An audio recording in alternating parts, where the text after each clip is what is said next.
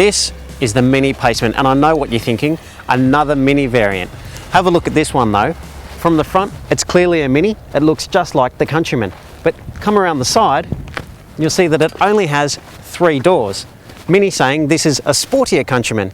Because of that, it's got standard sport suspension. This being a Cooper S, which should be the top selling model, has 17-inch wheels as well.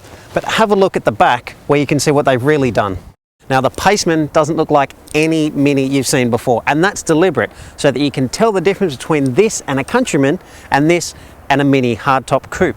So it's got horizontal taillights for the first time on a Mini, with a horizontal emphasis giving it that wider athletic look. But it also has a lot more space. This wide opening tailgate with a nice low lip. The taillights do impinge on the load space a little bit, but there's 1,080 litres in here, which is just shy of a Countryman, but a lot more than a standard regular Mini hatch.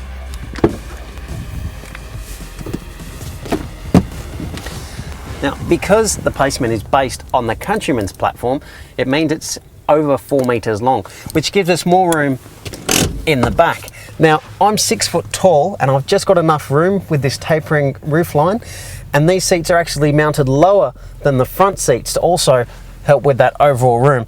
Now, it's not spacious, but it's more than comfortable. There's also a few little neat design touches in here as well, such as the ovoid door trims that now extend into the rear, whereas previously they were only for the front door. There's also the center rail that has a host of options available, including a DVD entertainment tablet for rear passengers as well. Now, behind the wheel of the Paceman, there's a lot that's different, but there's a lot that's the same. Instantly, you'll realize you're sitting much higher than in a regular Mini, but you've got the same familiar 3-spoke steering wheel. This one's wrapped in leather because we're in a Cooper S. There's also a lot of chrome switches and matte black finishing here as well. You've also got the large central speedo, which is angled a little bit forward to make it easier to read. One of my favourite changes though is that the window switches have moved from the centre here to the outside, but they're not quite as good quality as the switches that are in the middle, but it's a handier spot to have the switches. Now, we've got a 1.6 litre turbo petrol engine with 181 brake horsepower here. This is a 6-speed manual. If you choose the automatic, you'll get paddle shifts on the steering wheel as well. Now, fuel consumption's a little bit more than a regular Mini hardtop. It's 46.3 mpg with 143 grams of CO2, which is identical to the Countryman Cooper S.